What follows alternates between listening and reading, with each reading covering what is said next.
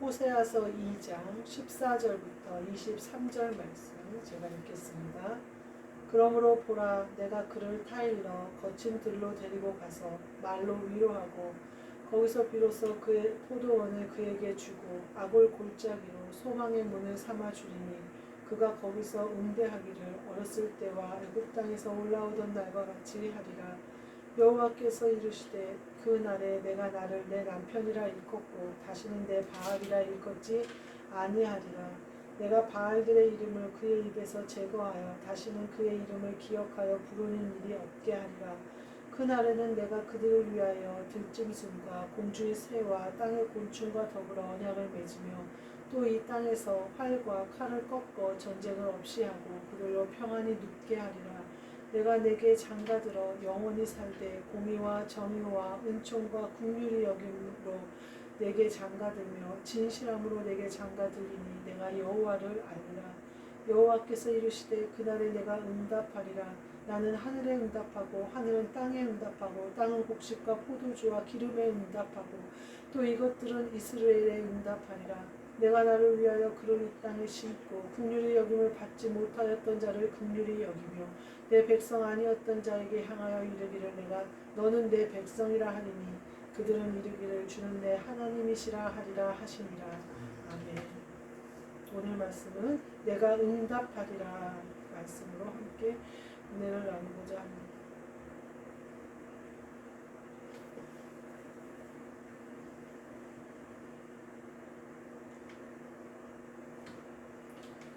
15절 말씀에 아골 골짜기가 나오잖아요. 그 아골을 보면요. 밑에 이렇게 해석이 나오고 2번이라고 써 있어요. 그래서 밑에 2번을 찾아보니까 환란이래요. 환란 골짜기로 소망의 문을 삼아주리라. 니네가 받는 지금의 환란을 소망으로 바꿔주신다는 거죠. 또 바알이라는 말씀을 들어보면 그 밑에 3번이라고 적혀 있잖아요. 바알 앞에 밑에 보니까 바알이 주인이래요. 그 말은 뭐냐면 여호와께서 주인이 아니라 남편이 되어 주신다는 거예요. 그러니까 우리가 종이 아니라 그와 연합할 수 있게 되어졌다 이렇게 말씀하시는 거예요.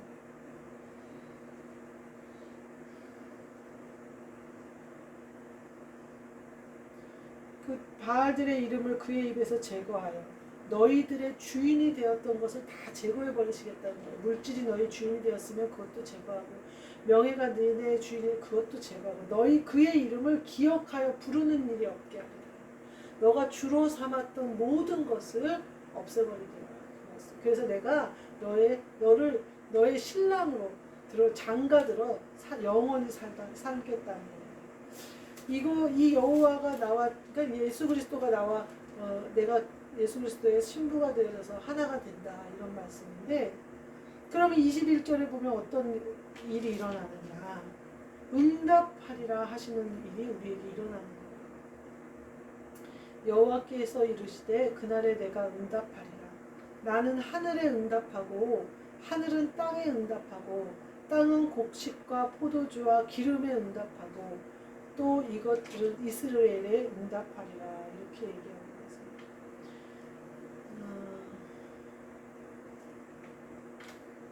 응답하신다. 우리의 모든 기도를 응답하신다.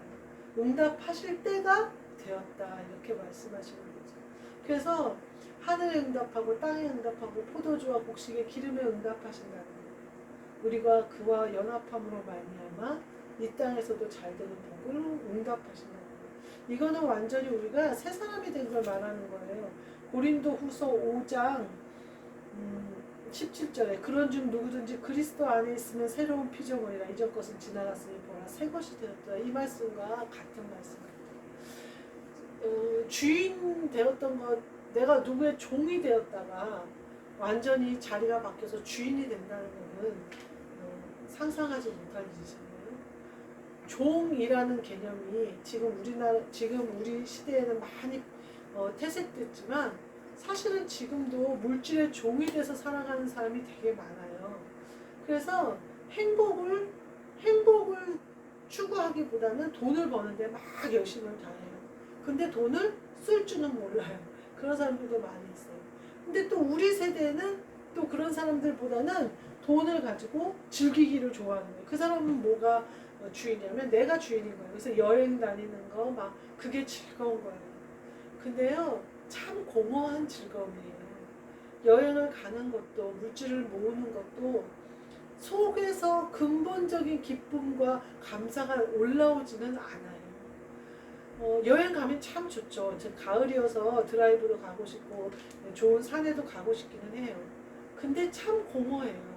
제가 오늘 아침에 교회를 오는데 이렇게 한강변의 산을 보면서 이렇게 차를 몰고 오는데 오늘은 한강 색깔이 하늘색인 거예요. 맨날 이 김포 앞에 한강은 흙탕물이거든요. 그래서 갈색인데 오늘은 파랗게 보이는 거예요. 하늘이 파래서 강도 파랬는지 그건 잘 모르겠어요. 아니면 정말 가을이 돼서 아무리 하류에 흙탕물 같은 강물일지라도 강의 색깔을 띄었는지 그건 잘 모르겠는데 차를 타고 쓱 지나오는데 강이 하늘색이고 파란색이고 산은 초록색이고 제가 보면서 역시 오늘 참 가을이다. 참 가을 날씨답다. 이런 생각을 하면서 왔어요. 참 보기에 좋다. 근데 이게 이거는 그림자인데 하나님 나라에 가면 얼마나 좋을까. 하나님이 베풀어 주신 이 자연도 이렇게 아름답거늘 하나님이 진짜 만들어 놓으신 하나님이 계신 하늘나라는 얼마나 아름다울까. 얼만큼 기쁠까 이런 생각이 들더라고요. 우리가 자연을 법삼아 자연과 함께 하는 것도 되게 기쁨을 줘요. 근데 그거는 그것이 주는 어떤 평안함과 기쁨은 한정적이에요. 예를 들면 예쁘다 그랬다가 옆에 있는 사람이 뭐 미운 짓을 한다거나 차가 혹 끼어든다거나 이러면 금방 뒤집어질 기쁨이에요. 기쁨 금방 뒤집어질 감동이에요. 근데요, 주님이 주시는 것은요, 그 무엇도 방해할 수 없는 기쁨이에요. 강권사님이 그러는 거예요. 나이가 먹으니까 외로워진다. 혼자 사람 만나는 게 싫어져서 혼자 있다 보니까 외로워진다. 이런 말씀을 하셨는데 우리가 사실은 사람에게서 어떤 위안을 찾기가 참 힘들어요. 사람은 사람일 뿐이에요. 성령으로 함께 성령 받은 사람들이 모이면 좀 좋아요. 그래서 서로 얘기하고 나누는데 기쁨이 있어요. 그런데 그리스도 예수 안에 있는 사람들을 만나면 더 좋아요. 그리스도 예수 안에 있는 사람들은 설령 헤어져 있을지라도 한 무리가 되어 사는 것 같은 기분이 들어요. 그런 사람들에게로부터 위로를 받아요. 사도 바울도 서신서에 그런 말을 해요. 그리스도 예수 안에 있는 누구누구에게 위로를 받는다. 누구누구 어떤 그리스도 예수 안에 있는 골로새 교회에게 고린도 교회에게 위로를 이런 말씀을 많이 써요. 그 외의 사람들은 우리가 위로받을 존재들은 아니고 우리가 사랑해야 될 존재들이에요. 근데 우리가 오로지 내가 모든 것을 다 내놓고 다 보여줘도 나를 사랑하고 함께 계실 분은 오직 주님밖에는 없으신 거예요. 사람으로는 그렇게 안 돼요. 제가 우리 신랑을 많이 사랑해요. 우리 목사님 되게 사랑하고 그리스도 예수 안에서 한영된 뒤로는 정말 다른 사람들이 이상하게 볼 정도로 서로 좋아해요. 근데요, 어느 날 똥방귀를 한번 끼셨는데 정말 안 사랑하게 되더라고요. 저도 마찬가지죠. 내 말로 독서를 한마디 하면 목사님은 안 사랑하겠죠. 그러면서 우리가 둘이 그랬다니까요. 우리가 사랑하기는 해도 똥방귀까지는 사랑하기 힘든다고 이제 서로 그런 얘기를 했어요. 사람은요, 냄새도 나고요, 독설도 품고요, 항상 사랑이 충만하지 못해요. 근데 내가 그거를 그리스도의 예수의 마음으로 이제 내가 받는 거죠. 그냥 좋게. 순간에 변해요. 냄새 난다고 변하고, 듣기 싫은 소리 한다고 변하고, 얼굴 인상 썼다고 변하고, 그게 사람이에요. 사람들에게서는 위로를 받을 수가 없어요. 사람들에게서는 인정을 받을 수가 없어요. 참 신기해요. 제가 일하는 곳에서 사장의 인정을 받으려고 일하는 사람이 되게 많아요. 특히 뭐 과장이나 실장이나 이렇게 어떤 이렇게 타이틀을 가지고 있는 사람들은 대표 눈치를 되게 많이 봐요. 그러니까 근데 사실 여기서 잘려도 어디든지 가서 재취업도 할 수 있는 사람들이고 경력도 있고 능력도 있는데 그거랑 상관없이 지금 자기가 일하는 데서 인정받고 싶은 거예요. 근데 문제는 뭐냐면요. 자기가 한 것보다 더 인정받고 싶은 거예요. 속이고 싶어 하는 거예요. 제가 보기에는. 자기가 일만큼 했는데 10만큼 한 척을 해요. 근데 신기하게 대표들이 속아요. 그래서 이 사람은 1밖에 일을 안 했어요. 그리고 밑에 사람들이 9을 일을 했어요. 근데 이 사람한테 10을 일했다고 인정을 해줘요. 그게 그러니까 그 사람들이 그렇게 속이려고 애를 쓰는 것 같아요. 그러면서 막 굉장히 열심히 일하는 척을 해요. 그래서 대표에게 인정을 막 받으려고 해요. 근데 요번에 명절이 끝났어요. 근데 사실은 요번 명절이 제가 제일 편했어요. 왜냐면 처음에 가서 첫 구정을 보냈는데 그때 내가 아무것도 몰랐잖아요. 그러니까 그냥 잡채하고 내 것만 했어요. 두 번째, 그 다음 추석이 왔어요. 추석이 오니까 막 전을 붙여야 된다는 거예요. 그럼 알바들을 써야 된다면서 알바들이 막 와요. 그러니까 내가 알바들 챙겨주느라고 막 더 피곤한 거예요. 알바들 와서 뭐가 어디 있는지 모르니까 너무 피곤하더라고요. 근데 또 일은 무슨 재료를 얼만큼 사야 되는지 얼만큼 재료를 해야 되는지도 모르는 거예요. 저는 추석일 때. 물건이 얼만큼 나가는지도 모르는 거예요. 근데 제가 지금 생각하니까요. 아무도 몰랐어요. 양이 얼만큼 나가는지. 그리고 너무 많이 작년 추석이었죠. 너무 많이 주문을 해버리는 바람에 올 구정까지 그 재료를 썼어요. 아무도 모르는 거죠. 냉동이 깜깜하게 돼 있으니까 유통기간은 지나지 않았어요. 유통기간은 다 그 안에 있어요. 1년이 넘어요. 다 유통기간이. 그러니까 상관은 없었지만 너무 많이 주문해가지고 동그란땡 재료 그 생선 그 포도 생선 코너에서 다 팔았어요. 너무 많이 주문을 해서. 그러니까 내가 지금 생각해보면 위에 있는 사람들도 양을 몰랐던 거예요. 그리고 나서는 그 다음 요번 구정이 왔어요. 그 구정 때는 제가 좀 알아서 했어요. 어느 정도는 양이나 이런 거는 나한테 이름을 해주지 않았기 때문에 양은 잘 모르고 이제 그 알바들한테 얼만큼 시켜야 되는지 전이 어느 정도 나가는지는 제가 파악이 됐어요. 그래서 이 정도 해야겠다. 그리고 그 정도 해서 마무리했어요. 그래도 힘들었어요. 알바들도 일 잘 못하고 막 밑에서 해라 위에서 해라 하고 다 해놓으면 막 사우동을 다른 매장을 가져가 버리고 막 이래가지고 정신이 없었어요. 그리고 올 추석이 왔어요. 올 추석에는 제가 재료가 얼만큼 들어가는지도 알고 사람들 어떻게 써서 며칠 전에 뭘 준비해야 되는지도 알고 이제 상황이 다 파악이 된 거예요. 그러니까 저는 쉬웠어요. 그래서 알바들한테 먼저 이거 해놓으라고 그랬어요. 그래서 어느 정도 동태포랑 동그랑땡을 다 붙여놓고 반죽이나 이런 것도 늦게 왔지만 다 이렇게 할 수 있도록 했어요. 그리고 위에 푸드실에서 일 못하게 하고 밑에서만 전을 붙이게 했어요. 그 푸드실을 청소하지도 않아도 되고 아주 깔끔하게 다 끝났어요. 근데 대표가 실장이 오더니 대표님이 나만 주라고 했다고 아무한테도 말하지 말라고 하면서 10만 원짜리 상품권을 주는 거예요. 그러면서 유 실장이 나한테 푸드실을 총괄하면서 이렇게 일을 해서 대표님이 너무 고맙다고 그러면서 이걸 줬다는 거예요. 제가 보니까요. 저는 대표 눈치를 보지는 않았어요. 그래서 대표가 푸드실을 자꾸 들락거리는데 와서 맛보라고 간보라고 막 그러고 그랬어요. 그래서 그런 여러 가지 일들이 있었어요. 근데 대표가 그래서 그냥 그렇게 일을 했어요. 저는 연장도 안 해요. 예배로 와야 되기 때문에 딱딱했는데 마지막 하루 전날만 제가 7시까지 1시간 연장을 해준 거예요. 근데 고마워한단 말이에요, 나한테. 그래서 제가 보면서 이번에는 알바가 아주 베테랑이 들어왔어요.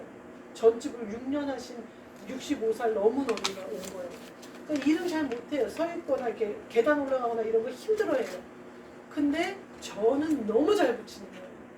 그러니까 그 언니가 잘한 거를 내가 칭찬을 받는 거예요. 근데 대표는 그 언니가 마음에 안 들어요. 나이가 많아서 위생적이지 않다는 거예요. 이런 토시 같은 거나 이 복장을 완전히 잘 갖추지 않았다고 나한테 토시하라고 토시시키는 거 막 그러고 그러더라고요. 근데 결과는 어땠느냐. 재료가 딱 떨어졌어요. 제가 그거 맞춘 거예요. 그래 재료가 남은 게 없어요. 그리고 전을 붙여놓은 것만 좀 남아서 그걸 이제 제가 없는 연휴 동안 소진이 되겠죠. 기가 막히게 일이 잘 되어졌어요. 근데 누구 앞에 했느냐? 나는 그냥 내 일을 한 거예요. 그래서 내가 귀찮지 않게 일을 계획을 세워서 그냥 마무리를 했어요. 안 그러면 내가 너무 귀찮고 푸드실을 엉망으로 만들어 놓고 막 이러니까 제가 편하게 일을 했는데 아무도 그 몇 년을 전을 붙이면서 재료 파악도 하지 않고 어느 정도 수량이 나가는지도 파악하지 않고 알바들에게 뭘 준비시켜야 되는지도 모르는 거예요. 그러면서 그 사람들이 자꾸 지시를 하려고 그러니까 이게 어긋나는 거예요. 근데 이제는 그 체계가 잡히니까 대표가 나를 칭찬해요.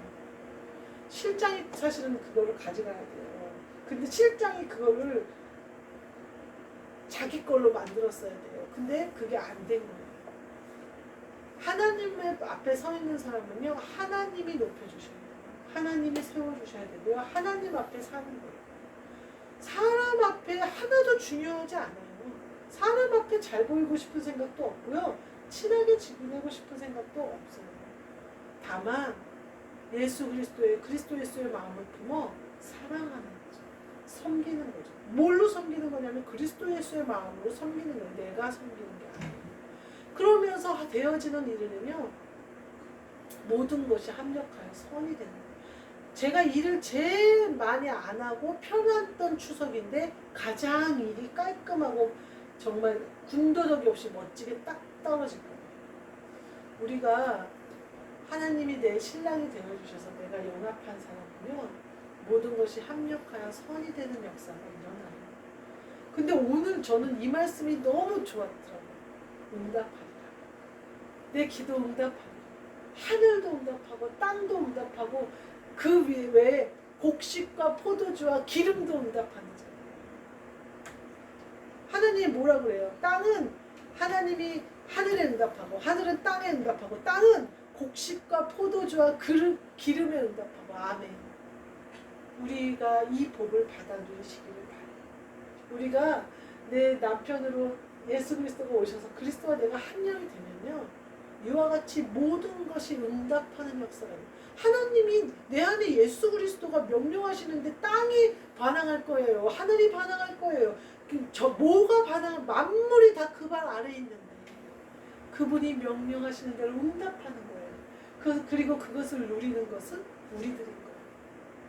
하나님 아버지가 응답하시는 축복을 저와 여러분이 받으셔서 우리 기름도 포도주도 곡식도 응답받는 축복을 받으시는 저와 여러분이 되시기를 주님의 이름으로 축복합니다. 아멘. 기도하겠습니다. 하나님 감사합니다.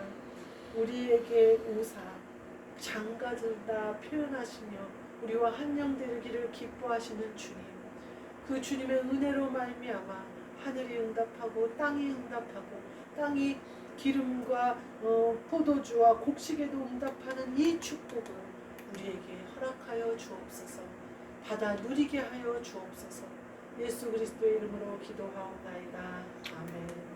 하늘에 계신 우리 아버지여, 이름이 거룩히 여김을 받으시오며 나라가 임하시오며 뜻이 하늘에서 이루어진 것 같이 땅에서도 이루어지이다. 오늘 우리에게 일용할 양식을 주시옵고 우리가 우리에게 죄 지은 자를 사하여 준 것 같이 우리 죄를 사하여 주시옵고 우리를 시험에 들게 하지 마시옵고 다만 악에서 구하시옵소서.